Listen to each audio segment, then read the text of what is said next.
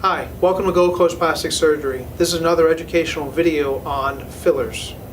Today we're going to discuss fillers used to alter the shape of one person's nose. This is often referred to as a non-surgical nose job.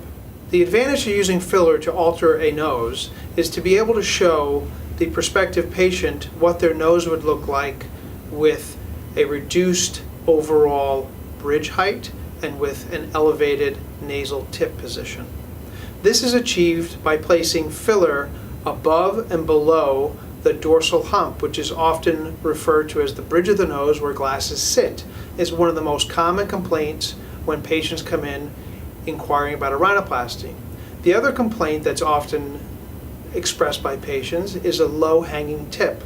This can also be improved by placing filler in the nasal tip. Another limitation using filler to alter a person's nose shape is that the results are often short-lived.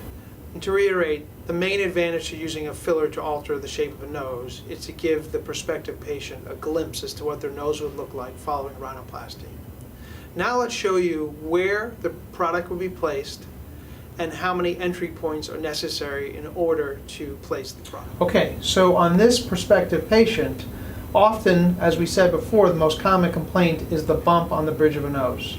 In plastic surgery, you can think of either a high point or two low points. So in this case, because we're adding product to someone's nose, we're thinking of the two low points. We often enter the nose at the very tip with a single small needle stick, and this is a cannula. We use this cannula to feed up along and underneath the nasal skin and to place the product above the bump and below the bump, which will then result in a straight bridge. Lastly, if the patient desires to have a higher nasal tip, the main support area of the nasal tip is just underneath the tip of the nose. So through the same entry point, we would use a cannula once again and place the product in there, thereby lifting up the nasal tip.